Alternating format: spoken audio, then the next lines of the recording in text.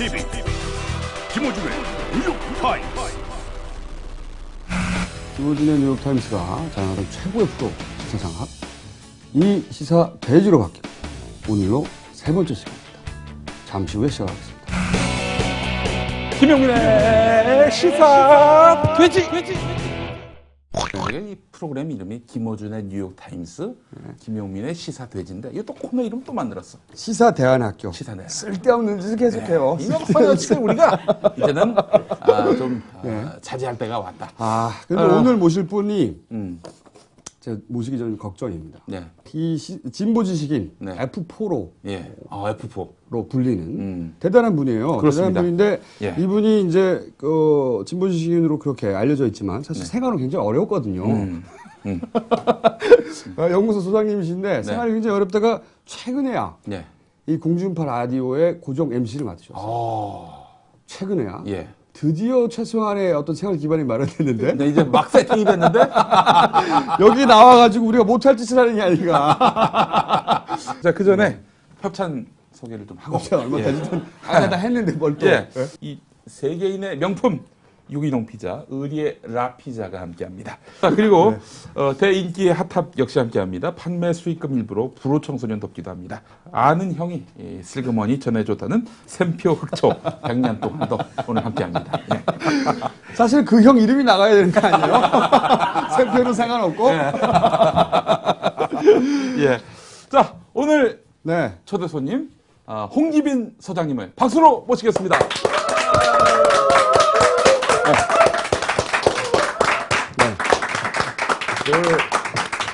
제가 사실 오늘 방송하기 전에 제 제자 넷을 만났습니다. 제자도 있어요? 그렇습니다. 왜냐면 예전에 모 대학에 출강을 했었기 때문에 예, 그랬었는데 뭐 졸업했다면서 왔어요. 이 친구들이 왔는데 정말 이 친구들 5명이 왔는데 공부 잘하고 성실하고 일단 남들이 이야기하는 뭐 학점, 스펙, 어학 아주 기가 막히거든요. 3관왕입니다. 근데 이 친구들이 보니까 졸업하자마자 다 실업자가 됐어요. 그래서 이제 이 시간을 빌어서 그분께 꼭 드리고 싶습니다. 야, 난 걔네들은 될 줄 알았어. 근데 걔네가 안 되면 도대체 누가 취업을 하냐 이거. 이런 얘기를 오늘 꼭 하고 싶었습니다. 그분들은 아무것도 아니에요. 네. 이분 말씀드릴 것 같은 말이죠.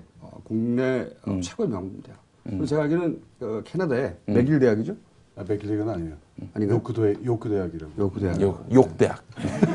줄여서. 사실 경제 이게 어렵거든요. 네. 어려워서 네. 뭐 예를 들어서 뭐 전세 대난이라고 하는데 누구한테 책임을 물어야 되는지 몰라요. 네. 그냥 화만 내고 예. 안타까움만 하고 예. 뭐 이런 얘기들 좀 차근차근 짚어보죠. 뭐 보편적 복지에 관한 논란도 한번 좀 정리를 해보고. 네. 야, 뭐 이거 1시간 안에 이게 다 될지 모르겠어요. 이슈가 워낙 많아서. 우리가 짧기 때문에 될 거예요. 네, 알겠습니다. 그 개인적인 궁금한 것부터 하나만 여쭤볼게요. 네. 사실 일반적인 수준에서 네. 경제 얘기하면 이명박 대통령 747, 뭐 주가 5천 뭐 이런 얘기 금방금방 떠올라요. 임기 내에 주가 5천이 갑니까? 갈 가능성은 없겠죠.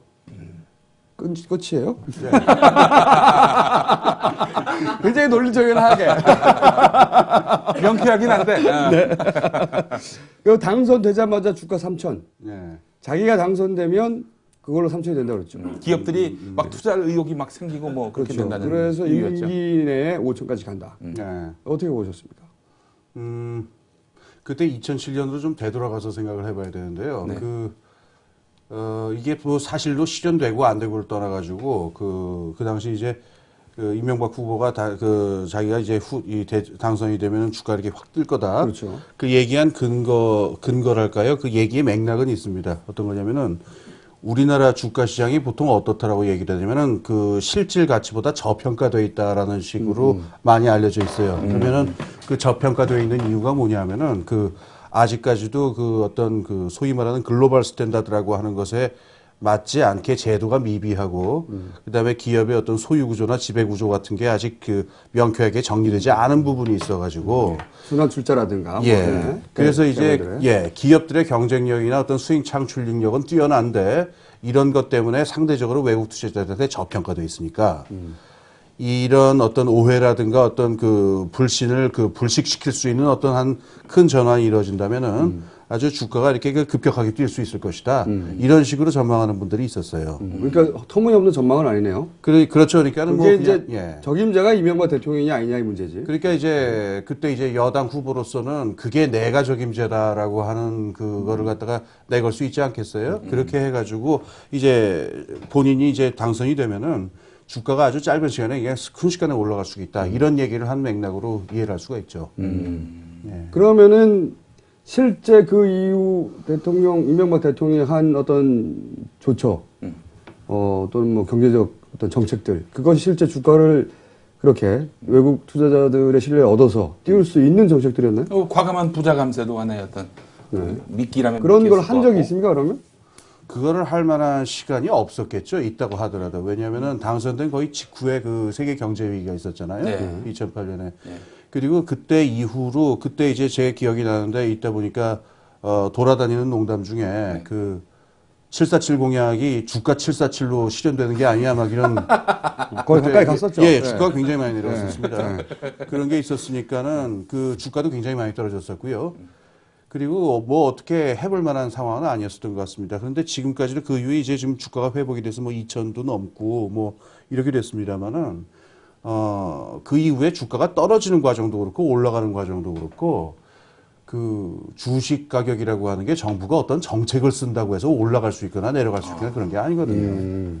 그런 게 아니고 특히 그 이후에 우리나라 상 같은 경우는 거의 어떤 지구적 경제의 그 흐름이나 변동 상황에 같이 움직이는 면이 많기 때문에 정부가 뭘 그걸 올릴 수 있다라고 말하는 것도 제가 보기에는 거짓말이고. 예, 그 앞뒤가 안 맞는 얘기고. 뻥이고. 그리고 뭐 올라갔든 내려갔든 그걸 정부에다가 책임을 돌리는 것도 뭐라고 그럴까요? 그 논리적으로 어폐가 있죠. 그렇군요. 그러니까 사실 지금의 이게 주식시장이라는 게 이미 글로벌화 되어 있기 때문에 네. 이명박 정부가 그걸 통제할 수 있을 거라는 주장 자체가 일단 말이 안 되는 거군요. 주식 시장이라는 것 자체가 그렇습니다. 근데 왜 뻥을 쳤어요? 이 사람은? 그러니까 아까 말한 굳이 그거를 어떤 그 얘기의 이제 맥락을 그 이해를 굳이 해주자라면은 왜 이해해 주시려고 하는 거죠? 제가 뭐 초두의 얘기 다 하셨네. 뭐 저도 저 일자리를 좀 보존해야 되고. 먹고 살아야 되기 때문에. 예, 그렇죠. 네, 그것뿐만이 아니고요. 사실 제가 저 초두에 좀 드리고 싶은 얘기가 있어요. 뭐냐면은 이게 뭐 아까 말씀하신 그런 이유 때문에 제가 이런 말씀을 드리는 거라고 생각하셔도 좋습니다만은 저는 경제 문제에 있어서 어떤 실정 같은 것 있지 않습니까? 이런 것을 다루는 쟁점이 지나치게 정치화되고 있는 것에 대해서 굉장히 걱정이 많이 되고 있습니다. 그 이유를 좀 설명드릴게요. 사실 이걸 시작한 거는 제 생각엔 저번 정권 때, 그러니까는 그 노무현 정권 때 보수 신문들이 사실 본격적으로 시작한 거라고 저는 생각을 해요. 그때 잠깐만 기억을 해보시면은 거의 매일 아침 이렇게 보수 신문을 이렇게 펼치면은 뭐 경제가 난리다, 경제가 이제 그렇죠. 금세 망한다, 모든 책임은 노무현에게 있다, 뭐 이런 논조를 계속 몇 년 그렇죠, 동안 그렇죠. 이렇게 정치가 경제를 있었어요. 망하게 만들고 있다. 그렇죠. 예. 그랬는데 이렇게 그러니까 이게 제가 말하는 그 경제적 쟁점의 정치화라고 하는 거거든요. 예. 근데 이제 경제라고 하는 문제가 어떠냐면은 이게 사회 전체의 어떤 구조적인 제도라든가 여러 가지 복잡한 그야말로 몇백 년, 그 몇십 년 내지는 심하면 몇백 년 동안 계속 쌓인 어떤 여러 가지 문제점들에 의해서 나타나는 문제들인데 이걸 갖다가 요번 정권이 문제다, 그 다음에 저번 정권이다 문제다 이렇게 얘기를 하는 사고방식이 이제 저희가 쓰는 농담으로 그 부여의 정치 경제학이라고 저희는 부르는데 부여의 정치. 옛날 경제학. 부여 시절에는요 예. 경제가 나쁘면 왕의 목을 그냥 쳐버렸죠. 흉년이 들면은. 그러니까 생각해 보면은 뭐 그때 사람들이 그렇게 했던 건 뭐 이해가 갈 수가 있습니다. 모든 책임은 왕에게 있다. 그런데 현대 산업 사회에 있는 경제를 이야기할 적에 이게 잘 됐다라고 해서 모든 공이 정권에게 있다라고 말하는 것이나. 그다음에 이게 잘 안 됐다고 해서 현 정권에게 모든 게 있다라고 하는 것이냐, 사실은 제가 보기엔 그 부여의 정치 경제학하고 비슷한 그 어떤 사고 방식인데 저번 정권 때 그게 시작이 됐어요. 그게 보수신문에서. 그런데 그게 이번 정권으로 넘어오면서 어떻게 됐냐면 이번엔 진영이 바뀌어가지고 이쪽 진영에서 또 그렇게 합니다. 그래서 이걸 적나라하게 보실 수 있는 데가 어디가 있냐면은 그 다음 아고라라고 있죠. 예. 거기 보면 이제 경제 토론방이 있거든요. 거기 보면 이제 굉장히 그 실력이 뛰어난 분들도 글 쓰시고 또 굉장히 이렇게 참신하고 날카로운 지적이나 아이디어들도 굉장히 많은데 이 방의 전체적인 분위기가 어떠냐면은 경제 문제를 얘기를 하다가 결론은 뭐냐면은 그래서 때려잡자. 이 정권의 모든 잘못이 있다. 그래서 이제 말하자면은 정치 선동 같은 걸로 이렇게 변해버려요. 그런데 그 얘기를 가만히 이렇게 보게 되면요. 이 얘기는 경제에 대해서 얘기하고 있는 게 아니라 정치에 대해서 얘기하고 있는 거예요. 정치 얘기를 하고 있는데 경제를 이제 근거로 삼으려고 하는 거죠. 그렇죠. 그걸 이용해 먹는 거죠. 근데 제가 이게 왜 경제의 정치화다라고 하는 걸 이게 제가 말씀드린 건데 이게 왜 문제가 되느냐. 제가 왜 이거에 대해서 반대하려고 하냐면요. 뭐 아까 초두에 말씀하신 그 이 밥자리 문제도 물론 있고요. 그게 제가 보기엔 97% 정도 된다. 나머지 3%에 대해서 설명해 주세요. 그 이상일 수도 있습니다. 그 이유는 뭐냐면은 가장 중요한 문제가 해결이 불가능해진다는 겁니다. 문제 해결이. 그래서 저걸 한번 이렇게 생각을 해보십시다. 그러니까는 우리가 저번에 2007년 대통령 선거 때 어떤 문제가 있었냐면은 이명박 후보뿐이 아닙니다. 권영길 후보도 그랬고 정동영 후보도 그랬고 모든 후보들이 나만 당선되면 여러분의 주머니에 돈을 넣어드리겠습니다. 이렇게까지 얘기를 했었어요. 문국현 후보는 안 그랬습니까? 우선 뭐 마찬가지죠. 그러니까 다시 말해서 자신만 집권을 하면 한국 경제의 모든 문제를 풀어줄 것이다. 이렇게 하고서 다 나와 있었는데. 그분을 뺐습니다. 허경영 후보. 아, 예. 그게 중요한 그분은 될지 몰라요. 다만 6개월 이내 국고가 받았다고. 나라가 망해서 그렇지. 하긴 할 줄 몰라요. 예. 문제는 그때 이제 제가 그냥 잠깐 쓴 글도 있는데 이제 한편으로 기쁘기도 하고 슬프기도 했습니다. 기쁜 건 왜냐면 누가 대통령이 됐든 나는 살림살이가 풍부해지겠구나. 그러니까 굉장히 기뻤고 슬픈 건 뭐냐면은 다 뻥이 아니겠는가 이런 생각이 들어서 그랬어요. 왜 그러냐면은 그 사람들이 그런 그 대책들을 내놓을 적에는 한국 경제가 지금 뭐가 문제다라고 하는 정확한 진단이 있어야 돼요. 예. 그래서 이 진단을 해놓고 나서 그런 얘기를 해야 되는데 진단 부분은 하나도 없고 이렇게 해서 해결했다, 이렇게 해서 해결했다, 이렇게 하니까 이게 해결이 될 리가 없거든요. 그럼 이게 다음번에 어떻게 문제가 되냐는 말입니다. 많은 분들이 어떻게 생각해요? 아까 말한 그 다음 아고라방에 그 일부 나타나는 경향 같은 게 나오면 어떤 문제가 되냐면은 설령 정권이 그분들이 원하는 방향으로 바뀐다고 합시다. 바뀐다고 해서 문제가 해결이 되느냐 이걸 생각해 보셔야 됩니다. 여기서 제가 좀 직설적으로 그 한마디 해야 되겠는데 지금 우리나라의 경제 문제를 볼 적에 그 책임을 돌려야 될 정권은 요번 정권만이 아니에요. 사실은 저는 저번 정권, 노무현 정권 때 시작된 정책의 기조라든가 이 방향이 이번 정권하고 크게 다르질 않아요. 그리고 뭐 이번 정권도 경제 정책에서 많은 실수를 했다 이런 얘기들 합니다만은 저번 정권으로 갔을 때도 마찬가지였었어요, 그거는. 그래서 우리가 지금 우리나라의 어떤 그 정치 경제적인 어떤 문제의 근원을 생각을 할 적에는 이런 어떤 정권의 문제보다도 짧게는 한 10년, 그러니까 노무현 정권, 이명박 정권, 그 다음에 좀 길게는 그 전에 김대중 정권이나 김영삼 정권까지 거슬러 올라갑니다만은 그거 보통 뭐 좀 딱딱한 말로 보통 신자유주의다 이렇게 얘기하기도 해요. 이 시장주의적인 방식으로 정치 경제 체제를 바꾸다 보니까 이게 어떤 문제가 생기느냐. 이건 정권의 문제보다 훨씬 더 심층적인 문제입니다. 그래서 이 문제를 좀 더 이렇게 근원적으로 들어가서 우리가 그걸 고민하고 거기서 해법을 찾아야 이번에 뭐 대통령 선거가 어떻게든 뭐가 되든 좀 실질적으로 문제를 해결할 수 있는 방책이 나올 것 같아요. 역시 진보 이 좌파 지식인답게 근본적인 이 소위 이제 80년대부터 시작된 거죠. 그 신자유주의라고 하는 게 미국에서부터. 예. 그게 이제 우리나라의 경제 일반을 잡아먹다 보니 거기서부터 사실 근본적인 문제가 시작됐다. 이렇게 보시는 이렇게 말하면서 자신의 책임을 빠져나가는. 자기 살 길을 찾는. 아니, 이게 맞는 말씀이긴 한데, 또 경제 문제를 자꾸 정치의 그 틀 속으로 이제 끌어들이는 부분에 대한 그런 문제 제기는 맞으신데, 물가 대란 같은 경우 현 정부의 명백한 그런 그 실책 아닙니까? 그런 부분도 죄송합니다. 책임을 돌릴 수 있는 부분이 있고 아닌 부분도 있다고 생각해요. 예. 그러니까 지금 이게 잘 나왔네요. 그러니까 딱 그렇게 생각하시잖아요. 네. 제가 보기엔 그렇지는 않습니다. 혹은 물가와 예를 들어서 전세. 제가 이제 그러면은 제가 아마 일반인 수준의 이해인 것 같은데 예를 들어서 전세 대란 같은 경우 제가 알기로도 이게 이제 노무현 정권 때 그 부동산 정책이 실패했단 말이죠. 그 소위 이제 그 PB 뭡니까 부동산 담보대출. 부동산 담보대출이요? 담보대출도 예. 늘어나고 그다음 PB라고 부동산 대출 프로젝트 파이낸싱. 죄송합니다. 프로젝트 파이낸싱 연애 상담 모르는 걸 하려고 그러다 보니까 실패가 늘어나다 보니까 많은 기대를 안 해요, 사실은. 일반인의 수준의 이해를 얘기하자면 그때부터 문제가 생긴 거죠, 기본적으로. 그 저축은행 예. 같은 예. 케이스에. 예. 근데 거기서 이제 예를 들어서 현 정부가 그렇게 부실화될 때 대처를 내놨어야 되는데 예, 예. 내놨어야 되는데 그 실기하고 사실은 계속 부양책 쪽으로 간 거잖아요. 아, 예, 그럼요. 예. 부양책 쪽으로 가가지고 계속 일종의 돌려막기를 한 거 아닙니까? 예. 위험을 돌려막기를 예, 예. 하고 오히려 그 건설 쪽에다 돈을 쏟아붓고. 그러니까 이렇게 얘기할 수 있을 것 같아요. 그러니까는 그 왜 호랑이 등에 올라탔다는 말이 있죠. 그러니까 지금 어떤 상태냐면은 그 호랑이 등에 일단 올라타게 되면요. 지금 이게 정상적인 상태가 아니다라는 걸 알고 있으면서도 쉽사리 뛰어낼 수는 없습니다. 특히나 뭐 이명박 정권 같은 경우에는 사실 본인 스스로가 네. 그 업계 출신이다 보니까 그랬던 점도 있었던 것 같아요. 뭐 그럴지 모르겠어요. 근데 뭐 저는 독심술을 하는 사람이니까 모르겠는데. 그럴 거예요. 예, 예, 알겠습니다. 네, 예, 예. 우리가 이명박을 잘 알아요.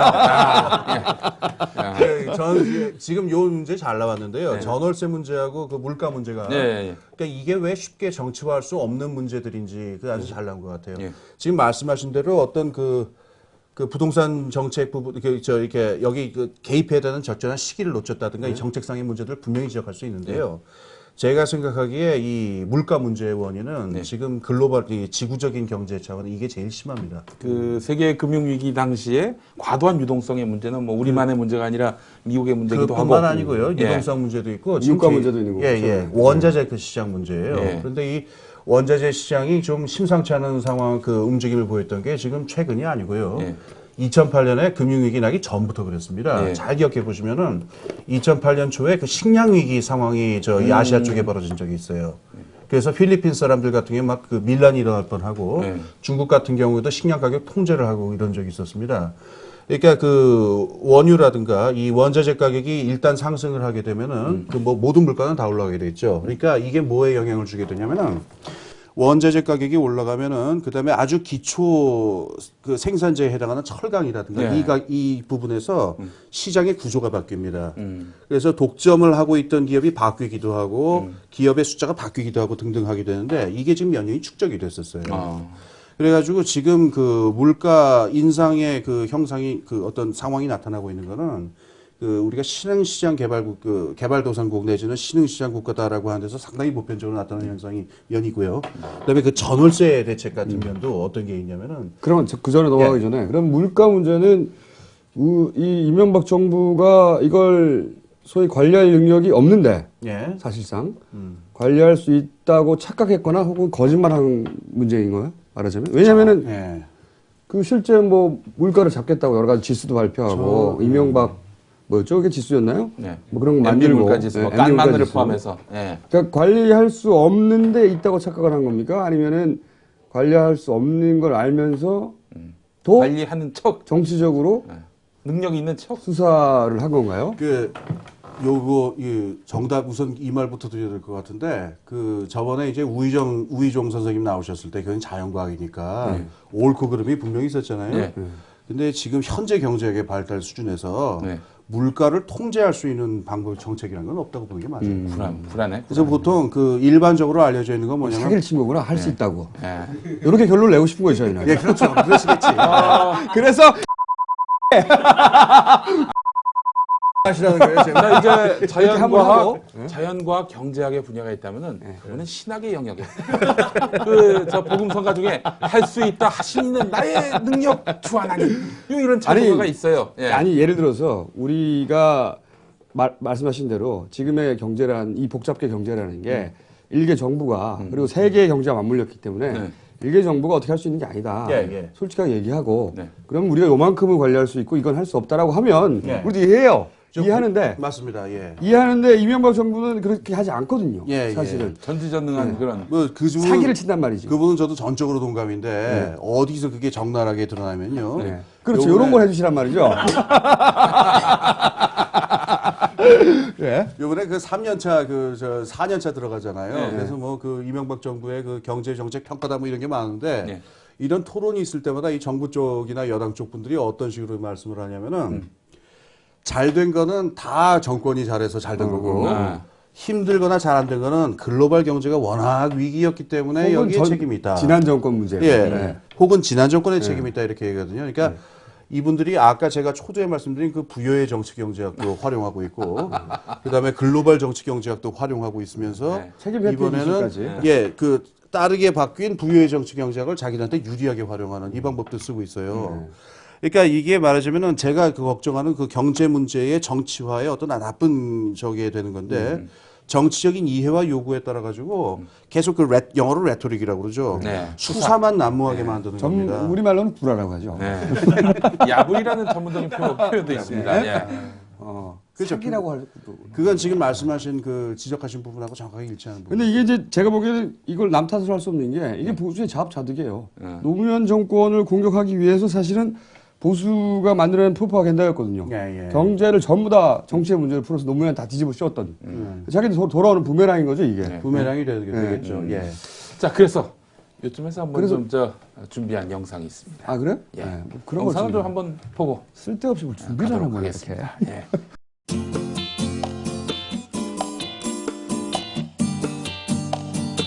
직권을 하고 싶어서 몸살이 난 건데 알겠는데 뭘 해보고 싶어서 내가 대답할 수 있을 것 같아. 예. 지금보다 훨씬 잘할 수 있다. 뭘 잘할 수 그거 같아. 나는 누가 해도 노무현 대통령보다 지금 잘할 수 있을 것으로 봅니다. 말로만 그래놓고 또다시 그러면 어떡하니 자꾸 그럴수록 사람이 사랑이 안 보이잖아. 아여보게 정신 차려 이 친구야. 아여보게 정신 차려 이 친구야. 왜 찾으려고 하니 왜 떠나려고 하니 자꾸 그럴수록 슬퍼져요. 혼자 살아가야 하니까 말로만 그래놓고 또다시 그러면 어떡하니 자꾸 그럴수록 사람이 사랑이 안 보이잖아. 아여보게 정신 차려 이 친구야.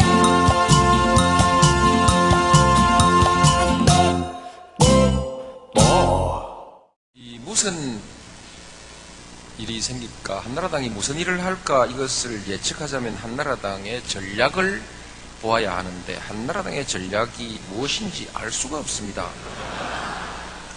책임 있는 대안을 내놓는 일은 거의 없고 앞뒤가 맞지 않는 주장과 행동, 그리고 말과 행동이 다른 주장이 너무 많아서 종잡을 수가 없고요. 한 가지 분명한 것은 무책임한 정당이라는 것은 분명합니다.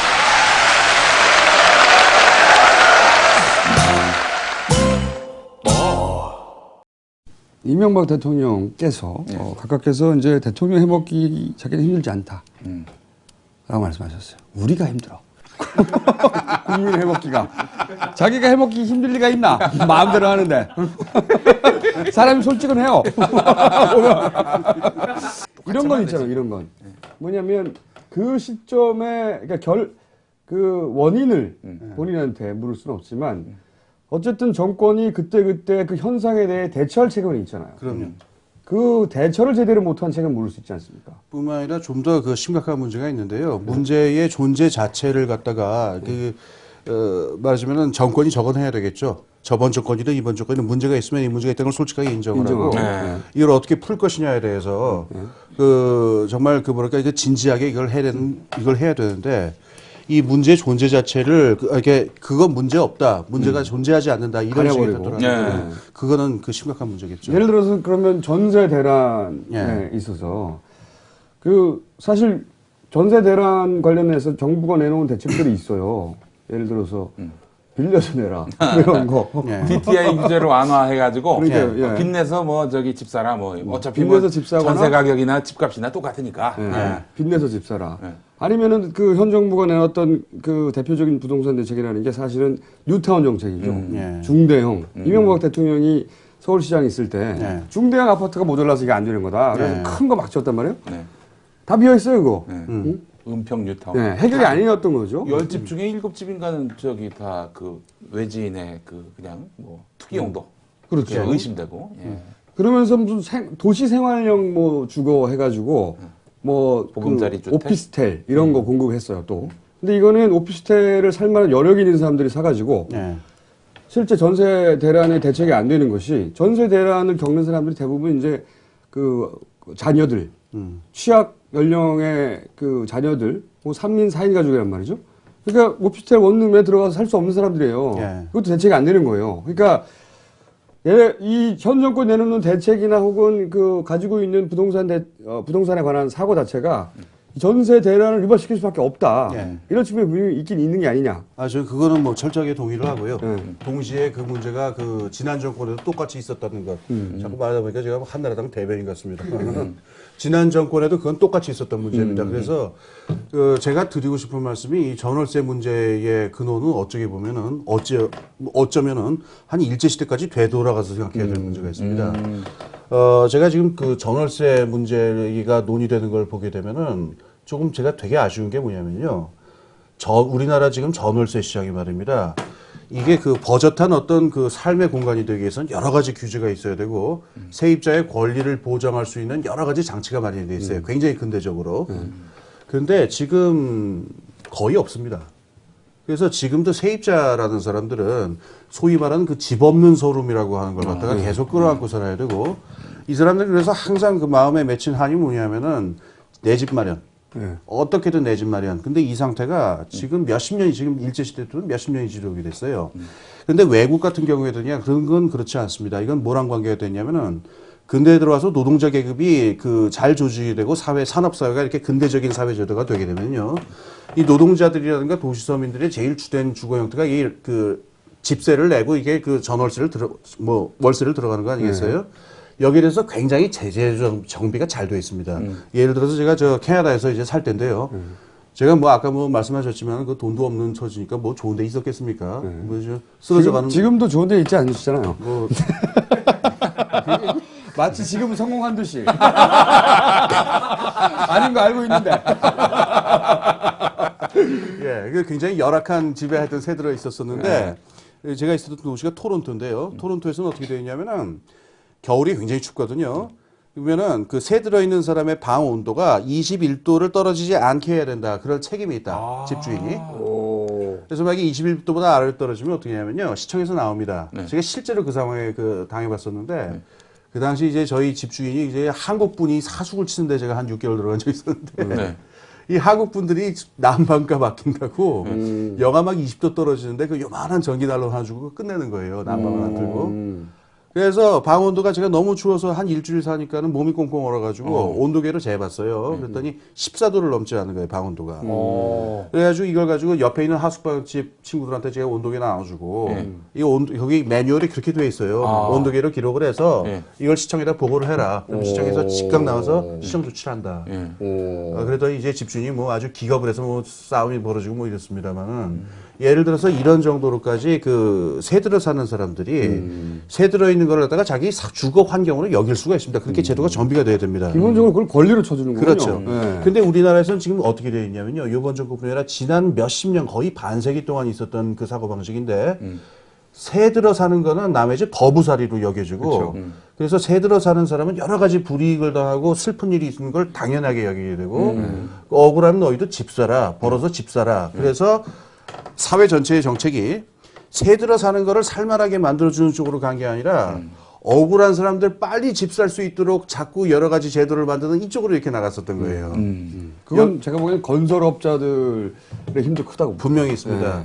여기다 이제 80년대 미국에서 시작된 또 그 오너십 소사이티니 뭐니 이게 엮여가지고 그게 이제 이번 정권까지 오게 되니까는 어떤 형태로 나타나게 됐냐면은 우리나라에서 주택 시장이라고 하는 것하고 전월세 시장하고요. 이게 어떻게 맞물려 있냐면은 전월세 시장의 상황이 안 좋으면 안 좋을수록 집값은 계속 올라가게 되죠.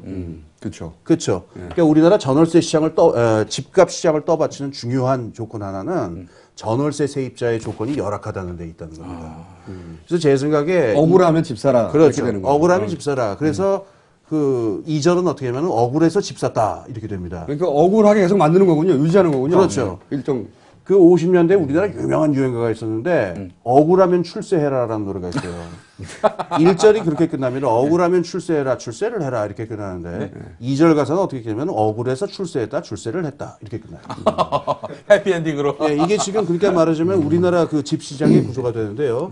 여기서 집값을 반값으로 해준다든가 뭐 집을 살 수 있도록 돈을 꿔준다든가 자꾸 이런 대책들만 나오는데 물론 이것들도 필요하겠죠. 집을 사야 될 사람도 있으니까. 근데 제가 보기엔 정말로 그 서민들을 위하고 우리나라 그 도시 부분이 정말로 아주 그 근대적인 어떤 효율적인 산업사회 구조를 갖추려면은 이 전월세 시장 부분에서 제도라든가 이걸 고쳐가지고 전월세를 살면서도 뭐 일생 동안 그 소름 받지 않고 살 수 있는 하나의 주거 형태로 만들 수 있도록 이걸 고민을 해야 되는데요.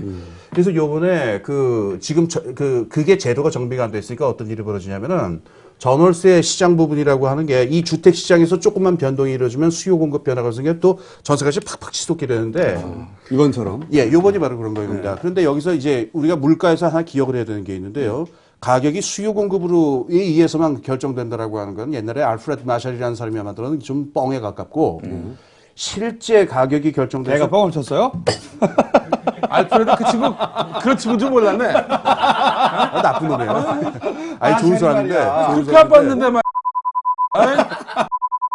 이명박 가시죠 이제. 예. 아유, 죄송합니다. 알프레드 마샬. 하여튼 근데 그 실제 가격의 결정에서 중요한 거는요. 수요자나 공급자 중에 누가 권력을 쥐고 있느냐 이 문제입니다. 이게 더 결정적인 저거라는데 그 가격 결정력이라고 그래요. 근데 우리나라 같이 세입자의 권리가 제대로 그 보장이 되지 않은 상태에서는요. 전세를 주는 그 집주인이 말입니다. 마음대로 하죠. 값을 무한정 올릴 수가 있죠. 그래서 지금 그 전세가 상한제 같은 얘기들도 나오고 합니다만은 우리가 저 몇 년 전에 그걸 고쳐가지고 1년에 5% 이상 올릴 수 없다 뭐 이런 식으로 5% 가이드라인이 있긴 있는데 이게 어떤 경우에만 적용이 되냐면은 똑같은 집에서 재계약을 하는 사람의 경우에만 5% 이상 올릴 수 없다는 얘기예요. 아, 새로 들어오는 사람은 그러면 그냥 바꾸고 새로 들어가면 어떻게 되느냐? 그건 마음대로입니다. 왕창 올릴 수 있는. 근데 지금 현실적으로 어떻게 되어 있냐면은 집주인이 나가라 그러면 나가야 돼요. 그렇죠. 어떻게 그거 버팁니까? 안 나갈 도리가 없습니다. 그럼 이런 경우를 다른 나라에서는 어떻게 푸느냐면은 도시 전체에서 일률적으로 정해주는 그 렌트 그러니까 그 전월세의 상승분에 대한 가이드라인이라든가 이런 걸 만들게 돼. 이건 너무나 당연한 얘기입니다. 그 뉴욕시 같은 경우는 뉴욕이네요. 그러니까 굉장히 유명한 경우고 다 있게 마련인데 지금 이런 부분에 대한 논의는 안 이루어지고 전월세 값이 올라가게 되면은 집을 살 만한 사람들이 가서 좀 살아. 이런 얘기들. 미국도 그렇게 해요? 제가 알기로는 뉴욕은요, 그 렌트, 거기 맨하튼이죠, 정확하게 말하면은. 거기 맨하탄. 네. 여기. 여기. 우리가 뉴욕 타임즈예요. 여기. 극동 대표. 그쪽에서 몰라요, 근데 우리가. 극동 대표가 나왔는지. 맨하탄 지점. 그 섬이 요만하니까. 거기서 그 5만 가지 사람들이 바글바글 하니까 여기서 만약에 집주인이 값을 올리기 시작했다면 이건 아수라장으로 바뀔 거 아닙니까? 만약에 우리나라에서 그렇게 하면 제가 보기엔 한나라당에서 사유재산 침해라고 공산주의라고 또 문제는 말입니다. 이게 제가 얼마 전에 진보신당에 있는 분하고 전화를 해봤었어요. 네. 이게 말이 되느냐. 네. 실질적으로 상한제가 될 수 있도록 해야 되는 것 아니냐. 그런 말씀을 나누는데 그분은 굉장히 이제 진지하고 정직하고 이게 성실한 분인데도 쉽지가 않다라고 그래요. 그럼 그분이 열의가 없어서 쉽지가 않냐. 그게 아니고 거기를 둘러싼 우리나라 그 규제라든가 법률제도가 워낙 복잡하게 되어 있기 때문에 그렇게 한 큐에 뭐 이렇게 풀 수 있는 문제가 전혀 아니게 되어 있다라는 겁니다. 할 수 있습니다. 그렇죠. 국경령 총재는 할 수 있습니다. 잘 모르겠습니다. 왜냐하면은 이 문제가 그래서 제가 아까 그 말씀드린 겁니다. 우리나라 전월세 문제라든가 주택시장 문제가 이 켜켜이 몇십 년 동안 쌓여 있는 규제라든가 제도 이거에 저겁니다. 그래서 이거를 지난 정권도 그렇고 이번 정권도 그렇고 이 정도가 됐으면은 이런 문제가 있다는 걸 인정을 하고 지금이라도 이게 얘기를 시작을 해야 되는데 이거를 빚내가지고 집 사라라는 식으로 얘기를 하게 되면은, 그러면 전월세라고 하는 주거 형태는 일종의 복도입니까? 사람들이 그냥 한번 지나치고만 하는 복도입니까? 일생 동안 전월세 살아야 되는 사람들이 그럼 어떻게 하는 얘기인가요? 좋은 비유는 아니네요, 복도. 크게 와닿지가 않아요. 그 정동환 국토해양부 장관이 주무부처 장관 아닙니까? 그 양반이 이제 1월에 대책이 없느냐 막 그래 물어보니까 대책을 내놨는데 이거 똑같은 거예요. 그거 집 사라 이 대책인데. 그러니까 기자들이 아니 이게 뭐 대책이 옛날하고 뭐 다른 게 있냐 했더니 이게 전부다. 이게 또 너희들이 자꾸 이렇게 대책 내놔라고 해가지고 만든 건데 지금 내 책상 가서 서랍 열어봐라. 없다. 대책 없다. 이렇게 실제로 얘기했다고 합니다. 그런데 제가 지금 말씀드린 이 가능성에 대해서는 한마디도 논평을 안 하신 거거든요. 네. 근데 제가 그 말씀을 좀 드릴게요. 문제는 이거를 그 정부에 있는 분들이나 여당뿐만이 아니고 그 거의 4천만이 다 같이 공유하고 있는 하나의 신화입니다, 이게. 그렇죠. 부동산 신화죠. 네. 예. 기본적으로. 이게, 그러니까 예를 들어서, 이거 외국 얘기해서 죄송합니다만은 그 사람들이 집을 사야 되는 경우도 있어요. 네. 그러니까 이 결혼을 해서 애를 낳고 정착을 한다. 이런 경우에 계속 또 메뚜기처럼 이리저리 뛰어다닐 수는 없지 않습니까? 그러면 한 군데 앉아가지고 살아야 되니까 네. 집은 사야 되는데 집이 없이 월세 전세로 산다고 해가지고 나는 인간이하다 내지는 집을 못 사서 나는 열등감과 그 이 인생 무상에 시달리고 있다. 이런 사람 좀 못 봤었어요. 이게 뭔 얘기냐면은 전월세 부분을 어떻게 사람이 살 수 있게 만들 것이냐라는 부분에 대해서 정치가들뿐만 아니고 어떤 면에서는 많은 학자들도 그렇고 어떤 면에서는 4천만 전체가 한 번도 생각을 안 해보고 빨리 벗어나야 할 상태로만 계속 생각한다는 겁니다. 이래서 우리나라 지금 경제 문제가 이렇게 근원적인 부분이 있기 때문에 쉽게 정치화되기만 해서는 좀 안 되지 않나. 사실 만약에 부동산을 샀는데 아파트를 샀는데 이게 단기간 내에 돈을 벌 수 있다는 생각을 못하면 딱 깨졌을 거예요. 그렇죠. 근데 그렇게 다 깨졌을 텐데, 근데 그 생각을 지탱시키고 있는 게 뭐냐면 사실은 한 중요한 축이 건설 회사들이에요. 자기들은 그게 유지돼야지 또 집을 짓거든요. 근데 그 건설 회사들과 유착되어 있는 사실은 그 정부 내 세력들이 굉장히 많이. 예. 또 건설업자들 지역 같은 경우 토거 세력이에요. 그렇죠. 말 그대로. 그렇죠. 네. 그렇기 때문에 이 또 지역의 어떤 중심 기반이고 그래서 지역 언론사들 보면은 건설사가 먹여 살리죠. 지주인 경우가 많은 많습니다. 경우가. 예. 그래서 지금 이 문제도 예. 이렇게 제가 자꾸 뉴욕타임스 와가지고 지금 그 생계를 도모하느라고 자꾸 얘기를 빼서 짠소리 빚어 죄송한데요. 요 구조도 굉장히 오래됐습니다. 그렇죠. 예, 무지하게 오래됐는데 지금 방금 이게 그 일본의 경우에 말입니다. 이 건설족하고 정치가들하고 그다음에 경제관리들하고 엮여 있는 게 뭐 그 전부터도 있었습니다만은 완전히 전면된 거는 70년대 초입니다. 그 일본의 다나카 수상이 전 일본에다 고속도로를 세우겠다. 일본 12개 조한다 이렇게 됐었는데 그때 이후로 우리나라에서도 이게 하나의 신화가 됐죠. 그렇기 때문에 이 역사가 굉장히 오래돼 있는데요. 이게 또 이 신화가 계속 유지되는 원인 또 하나를 또 말씀드릴게요. 이 문제가 복잡한 건데요. 서민 경제하고 직결돼 있습니다. 이 건설 경제가. 그 좀 점잖지 못한 예인데 뭐 필요하면 삑 하십시오. 우리가 혼자만 점잖으려고. 우물통에 들어오세요. 우물통에 들어오세요. 여기 출연한 이상 이미 끝났어요. 여기 나와서 혼자 점잖하게 해봐야 소용이 없어요. 그럼 뭐 좀 맥주라도 하나 갖다 놓고 맨 정신에 맹숭맹숭 이게 뭡니까? 그 어떤 거냐면 이겁니다. 그 한 예인데 그 녹차 회사가 있어요. 녹차 그러니까 우리가 티백 이렇게 넣어서 하는 그 녹차 회사인데 이 회사가 망한 때가 있었는데 몇 년 전에 그 우리나라에서 이 집창촌들 갖다가 한 번에 성남의 특별법에 저거 한 적이 의해서, 있었죠. 예. 그때 그 녹차 회사가 망했습니다. 왜요? 그건 뭐냐면 참 희한하죠. 그러니까는 저는 뭐 제가 어떻게 하겠습니까? 근데 이제 거기 가서 이제 손님들이 들어가서 뭐 일을 치른 다음에 나갈 적에 이제 꼭 녹차를 하나씩 두게 돼 있는데 그 녹차를 공급하는 업체였었다는 거예요. 근데 성남에 업소가 없어지잖아요. 그러니까 그게 그 판로가 막힌 겁니다. 그래서 그 조그만 중소기업인데 그게 이제 저렇게 된 거예요. 근데 이게 서민 경제랑 무슨 상관이냐? 우리가 경기를 부양한다라고 하는 방법이 몇 가지가 있겠죠. 뭐 재정을 늘린다, 무슨 돈을 푼다 있습니다만은 시간이 굉장히 오래 걸리고 효과도 미미해요. 이럴 때는 어떻게 되느냐? 그 영화에 나올 때 왜 심장에다 이렇게 주사 꽉 찌르는 거 있지 않습니까? 그 식으로다가 서민들이 실질적으로 이렇게 거기 쪽으로 돈에 돌게 만들려면은 가장 효과적인 게 뭐냐면 건설붐을 일으키는 것이라는 겁니다. 집을 지으면. 예, 왜냐면은 건설붐을 일으키게 되면은 거기서 일하는 분들이 다 이 서민분들이고 그분들이 가령 임금을 받아가지고 밥도 먹고. 뭐 롯데 명품백화점 가서 쓰겠습니까?